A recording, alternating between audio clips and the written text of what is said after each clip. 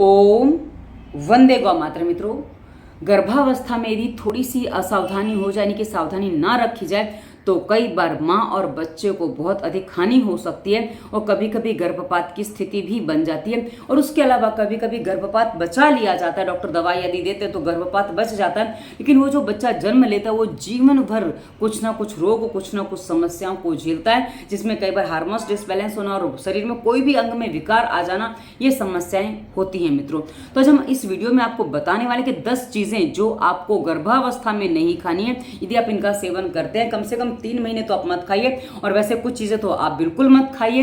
तो यदि आप ये पालन करते हैं तो आपका बच्चा स्वस्थ रहेगा, गर्भपात से बचा पाएंगे अपने आप को, और साथ ही जीवन भर जो होने वाली परेशानी उनसे भी अपने आप को बचा पाएंगे और बच्चे को भी बचा पाएंगे।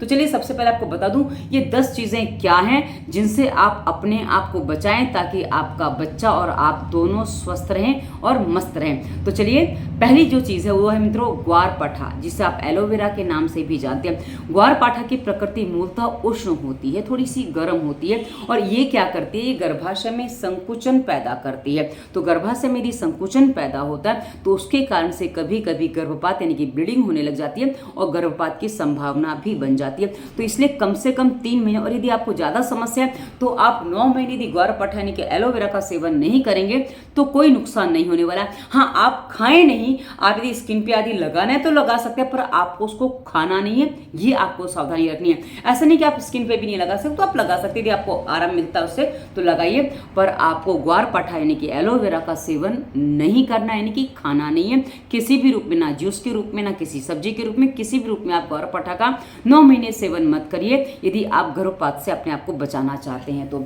उसके बाद मित्रों दूसरा जो है वह कच्चा पपीता, या कहीं पका पपीता भी इसमें कभी कभी शामिल होता है, अधपका पपीता भी इसमें शामिल होता है, पपीते की सब्जी भी इसमें है। यानी कि पपीता किसी भी रूप में कभी कभी सेवन करना ये आपके लिए हानिकारक होता है, क्योंकि इसमें एक मायरिड करके एंजाइम होता है जो गर्भाशय को हानि पहुंचाता है, और यही हानि बच्चे को और आपके लिए हानिकारक हो जाती है। इसलिए कृपया गर्भावस्था में आप पपीते का सेवन ना करें, पपीते की सब्जी आदि का सेवन ना करें। हाँ, यदि आपने कभी बाई चांस भूल चूक से थोड़ा बहुत खा लिया, 1-2 टुकड़े खा लिए, क्योंकि खाते आपको पता चल जाएगा ये पपीता है, तो आपसे उसमें समस्या नहीं है। पर हाँ, यदि खा ले तो उसको दिमाग में टेंशन लेके मत बैठिए कि अब क्या होगा, क्योंकि कई बार क्या होता है ना, आपसे गलती हो जाती है, फिर आपको टेंशन होता है कि अरे हमने तो ये कर लिया, क्या करें। मित्रों, टेंशन अधिक नुकसान पहुंचाता है, ना कि आपकी की हुई गलती। हाँ, गलती जानबूझ के करेंगे तो आपके माइंड को पता है, तो उससे अधिक हानि होती है, इसलिए कभी भी ऐसी भूल ना करें। और मित्रों तीसरा जो है खाने की चीज है वो है कच्चा अंडा। कच्चा अंडा किसी भी रूप में हो आपको सेवन नहीं करना है, और हो सके तो यदि आपके शरीर में गर्मी अधिक है, क्योंकि अंडा एक तरह से वीर्य का हिस्सा होता है, एक अंडा जैसे महिलाओं में अंडा बनता है वैसा हिस्सा होता है, तो थोड़ा उष्ण होता है। तो यदि आपको गर्भपात की बार बार समस्या होती है तो आप अंडा, नॉनवेज आदि खाने से बचिए, क्योंकि चीजें उष्ण होती हैं जो आपके गर्भपात की समस्या को खड़ा कर सकती हैं। इसलिए ऐसी स्थिति में आपको इससे बचना चाहिए, और यदि आप बचते हैं तो आप अपने आप को सुरक्षित रख पाएंगे। उसके बाद मित्रों चौथी चीज है वो मेयोनीज है। मेयोनीज में अंडा भी पड़ता है, तो और ये कच्चा होता है, और ऐसी स्थिति में मेयोनीज भी आपके लिए हानिकारक हो सकती है। तो मेयोनीज से भी आपको अपने आप को बचाना होगा, ताकि आप अपने बच्चे को स्वस्थ रख सकें। उसके बाद मित्रों पांचवा है अनानास। अनानास जो है ना, इसमें ब्रोमोलिन करके एक पदार्थ होता है, एक रसायन होता है जो गर्भाशय के लिए हानिकारक होता है, जो शिशु के लिए भी हानिकारक होता है। तो ऐसी स्थिति में यदि आप अनानास का सेवन करते हैं तो इससे भी आपको काफी अधिक हद तक नुकसान हो सकता है। उसके बाद मित्रों सहजन। सहजन में किस्टिरोस्ट्रोल करके एक रसायन होता है। ये जो रसायन है मित्रों, ये गर्भाशय के लिए हानिकारक है, बच्चे के लिए भी हानिकारक है। तो वैसे तो ये कमर दर्द के लिए बहुत अच्छा उपाय है ये सहजन की फली। सहजन सरगवा का की सिंग मैंने गुजरात में सुना है, और सहजना हिंदी में बोला जाता है। तो ड्रम स्टिक जिसको इंग्लिश में कहते हैं, हाँ याद आ गया, ड्रम स्टिक, वो ड्रम बजाते हैं तो ये याद आ गया। तो ड्रम स्टिक इसको कहते हैं। तो ड्रम स्टिक अभी आपको सेवन नहीं करने, क्योंकि ड्रम स्टिक जो है मित्रों ये वात रोगों के लिए तो बहुत अच्छी औषधि है, कमर दर्द के लिए भी बहुत अच्छी औषधि है, क्योंकि इसमें जो बनावट है ये कमर के मणके जैसी बनावट है, जो होते हैं ना वैसी बनावट है। तो कमर दर्द के लिए तो बहुत अच्छा है, लेकिन ये आपके लिए गर्भपात का कारण बन सकती है, इसलिए आप इसका बिल्कुल भी सेवन ना करें। उसके बाद सातवीं जो वस्तु है ना मित्रों सफ़ेद तिल है। सफ़ेद तिल जो है ना मित्रों, ये बहुत ही अधिक उष्ण प्रकृति के होते हैं। इसमें कई बार मूंगफली भी शामिल हो जाती है, क्योंकि जिनको पित्त की प्रकृति, उनको गर्म कोई भी चीज़ सेवन नहीं करनी है। गर्म चीज़ें आप सेवन करेंगे तो इससे आपको नुकसान हो सकता है। कम से कम 3-4 महीने सेवन मत करिए। और सर्दी का मौसम है तो आप थोड़ा बहुत खा सकते हैं, पर हाँ, सफ़ेद तिल जो है ये कई बार गर्भपात का कारण बन जाते हैं, इसलिए आपको सफ़ेद तिल का सेवन बिल्कुल नहीं करना है। उसके बाद मित्रों, कई बार एक और समस्या आती है, जो 8वां कारण है, 8वीं जो चीज़ें जो आपको नहीं खानी है वो है एंटीबायोटिक दवाइयाँ। जी हाँ मित्रों, कई बार सर्दी जुकाम बुखार आदि होता है, महिलाओं से सहन नहीं होता, वो घबरा जाती है, बेचैन हो जाती है, उनको लगता है कि बच्चा भी परेशान हो जाएगा। और कई बार छींकें ज़्यादा आती है, खांसी ज़्यादा हो जाती है, तो जो खांसते हैं छींकते हैं उसमें बच्चा कई बार नीचे को आ जाता है। तो ऐसी स्थिति में कई बार महिला एंटीबायोटिक लेने की सोच लेती हैं, एंटीबायोटिक डॉक्टर भी दे देता है। तो मित्रों, ये जो एंटीबायोटिक आप लेते हैं इससे गर्भपात होने की भी संभावना बनती है, लेकिन कभी कभी गर्भपात तो नहीं होता है, क्योंकि डॉक्टर की देखरेख में आप ले रहे हैं तो गर्भपात तो डॉक्टर नहीं होने देता है। लेकिन वो एंटीबायोटिक जो है ना मित्रों, वो आपके बच्चे के मस्तिष्क पर ऐसा प्रभाव डालते हैं कि इससे कई बार बच्चे का मस्तिष्क जो सामान्य होना चाहिए वो नहीं हो पाता है, और उसके मस्तिष्क में कई बार विकार हो जाता है। और कई बार वो जो मस्तिष्क के विकार हैं वो कई बार स्नायुगत हो जाते हैं, कि बच्चे की नस नाड़ियाँ उससे प्रभावित होती हैं। तो कई बार बच्चे में फिट्स आने की समस्या, ऐसी चीज़ें बचपन से ही बच्चे में हो जाती हैं। तो यदि आप एंटीबायोटिक ले रहे हैं तो आप अपने आप को बचाएं, क्योंकि एंटीबायोटिक आपके लिए अच्छा नहीं है। आप कहेंगे सर्दी जुकाम बुखार हो तो क्या करें? मित्रों, इसी वीडियो के डिस्क्रिप्शन में वायरस के प्रभाव लिस्ट हमने दी है, उसके वीडियो देखिए, उसमें हमने कलर थेरेपी बताई, उसमें पानी पीना बताया। यदि उस तरह से आप कर लेते हैं तो आप अपने आप को पूरी तरह से ये वायरल इन्फेक्शन से अपने आप को बचा पाएंगे, जिसमें आपको एंटीबायोटिक का सेवन नहीं करना पड़ेगा, और आप इससे अपने आप को पूरी तरह से बचा पाएंगे। उसके बाद मित्रों, जो 9वीं जो चीज़ आपको नहीं खानी वो पेन किलर या जिसमें स्टेरॉइड हो, ऐसी दवा। मित्रों, जिसमें स्टेरॉइड होता है ना, जिसमें नेचुरल स्टेरॉइड नहीं होता, जो केमिकल वाला स्टेरॉइड होता है ना, जिसमें जैसे आप थायराइड की दवा खा रहे हैं, ब्लड प्रेशर की दवा खा रहे हैं, ये जो दवाइयाँ हैं ना मित्रों, इनमें स्टेरॉइड होता है, और साथ ही ये जो है थोड़ा थोड़ा पेन किलर का काम भी करते हैं। जब ये दवाइयाँ आप खाते हो, ये दवाइयाँ क्या करते हैं, आपकी नस नाड़ियों को सुलाने का काम करते हैं, जिसमें बच्चे के साथ भी वही इस प्रक्रिया बन जाती है। तो ऐसी स्थिति में बच्चा कई बार आजीवन आलसी हो जाता है। जी हाँ, जैसे आप जब ये दवाइयाँ खाते हो, आप देखते हो आपका काम करने का मन नहीं कर रहा है, आपको आलस बहुत ज़्यादा आ रहा है, तो ये सारी की सारी स्थितियाँ बच्चे को भी मिल जाती है। और जब बच्चों को ये स्थितियाँ मिलती हैं तो कई बार आप देखते होंगे, बच्चा जब जन्म लेता है उसके बाद उसको बहुत ज़्यादा रोना आता है। वैसे जो छोटे बच्चे रोते हैं, पर उसके अलावा वो एक्स्ट्रा ज़्यादा रोता है, वो चिड़चिड़, हर बात पे चिड़चिड़ करता है। क्योंकि ये समस्याएं जो है मित्रों, ये बच्चा जिंदा तो रहता है लेकिन बच्चे के जीवन में कुछ होता नहीं है। तो यदि आप बच्चा नॉर्मल चाहते हो तो कम से कम अपने आप को स्टेरॉइड वाली दवाइयों से बचाइए, पेन किलर खाने से बचाइए।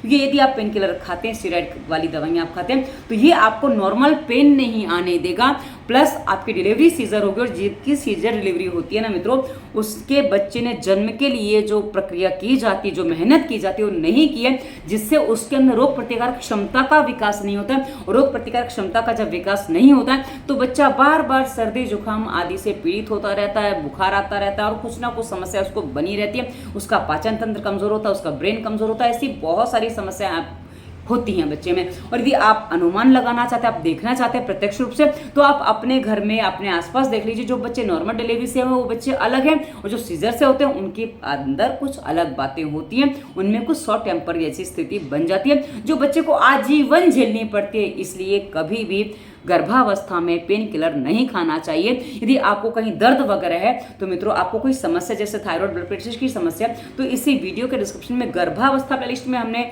ब्लड प्रेशर पर वीडियो दिया है आपके लिए विशेषकर, और थायराइड आदि पर हमने दवा मुक्ति प्लेलिस्ट में वीडियो दिए हैं जो बाकी रोगों पर है। तो यदि आप उन वीडियो के निर्देशों का पालन करेंगे, साथ में गर्भावस्था प्लेलिस्ट के वीडियो का पालन करेंगे ना मित्रों, तो आपको गर्भावस्था में किसी भी रोग के लिए कोई भी दवा का सेवन नहीं करना पड़ेगा, और आप अपने आप को इन दवाइयों से बचा सकते हैं।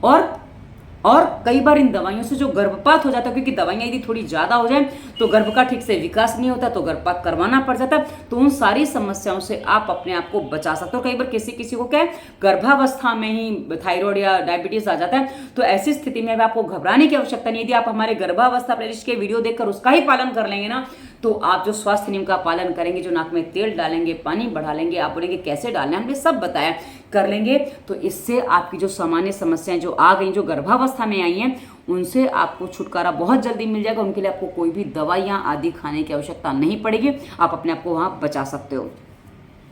उसके बाद मित्रों जो 10वीं वस्तु है, जो 10वीं चीज़ आपको नहीं खानी है वो जंक फूड। जी हाँ मित्रों, वैसे तो गर्भावस्था में एक बात कही जाती है कि गर्भावस्था में महिला का जो मन करे उसको खाना चाहिए ताकि बच्चे को पूर्ति करे, लेकिन आपको खाद्य और अखाद्य यानी कि जो खाने योग्य चीज़ें उनका और जो नहीं खाने योग्य उनके बीच का भेद समझना होगा, अंतर समझना होगा। यदि आप इस अंतर को समझ लेते, क्योंकि जो आप जंक फूड खाते हैं जिसमें रवा मैदा है, सोडा है, बेकिंग पाउडर है, या कहें कि जिसमें कोई भी ऐसी चीज़ है जिसमें खमीरा उठा है, मतलब आपने सोडा आदि से खमीरा उठाया, हाँ यदि नेचुरल खमीरा उठा है जिसमें खट्टापन है, जैसे जलेबी है, आप जो नेचुरल तरीके से खमण आदि बनाते हैं, इडली बनाते हैं, जो नेचुरल तरीके से रात को उसको पीस के रख दिया जाता है और सुबह उसकी बनाते हैं, वो तरीके से यदि आप खमीरा उठाते हैं तो कोई समस्या नहीं है। पर जिसमें आप कुछ ईस्ट आदि डाल के ब्रेड आदि बनाते हैं, मैदे की चीज़ें होती हैं, बारीक आटा होता है, बहुत बारीक आटा होता है, तो ये सारी की सारी चीज़ें ये क्या करती हैं मित्रों, ये आपके पाचन तंत्र को खराब करती हैं। पहली बात, इससे आपको कब्ज होगी और कब्ज के बाद जो डायबिटीज, ब्लड प्रेशर, सारी समस्या उसके बाद खड़ी हो जाती हैं, तो इससे आपको बचना है। और दूसरी बात मैं आपको बता दूं मित्रों, यदि आप बाहर का जंक फूड आदि सेवन करते हैं तो उसमें जो पदार्थ होते हैं, क्योंकि उनका एक ही लक्ष्य होता है कि आपकी जीभ के स्वाद को संभालना, उनका दूसरा कोई लक्ष्य नहीं, उनका आपके स्वास्थ्य से कोई लेना देना नहीं है। तो ऐसी स्थिति में क्या होता है मित्रों, जब आप ऐसी चीज़ें खाते हैं जो जंक फूड, टीन फूड कहे जाते हैं, जो इटालियन थाइज, मतलब जो आप बाहर का खाना, जो भी होटल का खाना या जो रेडी टू ईट घर में लाते हैं और घर में लाके बनाते हैं, ये मित्रों सारी चीज़ों में जो केमिकल्स होते हैं ना, ये हमारे शरीर में जाकर हमारे हार्मोन्स को डिसबैलेंस करते हैं। अब यदि हमारे हार्मोन्स डिसबैलेंस होंगे तो स्वाभाविक है कि आने वाले बच्चे के भी हार्मोन्स डिसबैलेंस होंगे। और मित्रों इसका परिणाम मैं आपको बता दूं, क्योंकि मैं सीधा वो बात बताती हूँ कि जो अभी आपको समझ में नहीं आएगा, लेकिन जहां आपका बच्चा जन्म लेगा उसके बाद जो उस बच्चे में समस्या आएंगी वो आपको बताएंगे कि आपने क्या गलती कर ली। लेकिन उसके बाद आपके पास माथा पकड़ने के अलावा कोई रास्ता नहीं होता, क्योंकि उसके बाद जो आप बच्चे में डाल चुके हैं उसका कहीं से भी निराकरण संभव नहीं होता। उसके बाद जीवन भर आपको अपने बच्चे को तिल तिल मरते देखना पड़ता है, और कई बार बच्चा इतना अधिक परेशान हो जाता है कि उसको क्या किया जाए समझ में नहीं आता। और इसमें एक बहुत बड़ी समस्या है मित्रों कि मेरे पास एक कॉल आया, वीडियो पर कमेंट भी आए हैं कि 6 साल की बच्ची को पीरियड्स आ गए हैं। एक महिला ने तो मुझको फोन करके पूछा, दीदी मेरी 5 साल की बच्ची को पीरियड्स आ गए, मैं क्या करूं। मित्रों ये स्थितियां जो बन रही हैं, ये आप जो जंक फूड खा रहे हो, टीन फूड खा रहे हो, जो एंटीबायोटिक ले रहे हो, जो ये क्या कहते हैं पेन किलर्स खा रहे हो, इसके कारण से जो बच्चे में विकार आते हैं, जो आपके हार्मोन्स डिसबैलेंस होते हैं उसमें बच्चे के हार्मोन्स डिसबैलेंस होते हैं। अब यदि गर्भावस्था से यानी कि कंसीव करने से पहले यदि माता पिता दोनों में कोई समस्या रही और उसमें ये दवाइयां खाई हैं, तब भी उसका प्रभाव जीवन भर बच्चे को झेलना पड़ता है। और अभी यदि लेते तो उसका प्रभाव भी जीवन भर बच्चे को झेलना पड़ता है। इसीलिए मित्रों मैं आपसे कह रही हूं कि आपको कुछ चीजों से बचाव करना है, मतलब करना, क्योंकि आप बचाव नहीं करते हैं तो आने वाली पीढ़ी आप क्षमा नहीं करेगी, आप उसके अपराधी आजीवन रहेंगे। आप बोलेंगे अब हम क्या करें, अब बाद में समाधान करने का प्रयास भी करें तो वो समाधान संभव नहीं है जो अभी संभव है। इसलिए कृपा करके अपने बच्चे पर, अपने ऊपर कृपा करें और ऐसी चीजों से दूर रहें जो आपको रेडी टू ईट मिल रही हैं। हाँ, आप घर में बना के ताजा भोजन करेंगे वो अच्छा है। इसी वीडियो के डिस्क्रिप्शन में रोगों के कारण और स्वास्थ्य नियम 2 प्लेलिस्ट हमने ऐसे दिए जिसमें आपको समझ में आएगा कि क्या खाना चाहिए, क्या नहीं खाना चाहिए, क्या करना चाहिए, क्या नहीं करना चाहिए। यदि आप इन बातों को समझते हैं तो आपको बहुत अच्छे से सारी बातें समझ में आ जाएंगी। आप बोलेंगे हमने तो अभी तक खाया, आप क्या करें। तो मित्रों अभी भी आप उसके प्रभाव को थोड़ा सुधार सकते हैं। कम से कम सुधार कहाँ सकते हैं, यदि आप प्राणायाम कर लेते हैं और अपने अंदर से शुद्धि करते, खान पान अभी से बदल लेते हैं तो संभव है कि कुछ हद तक सुधार हो जाए। पूरा तो संभव नहीं है पर कुछ हद तक तो हो जाएगा।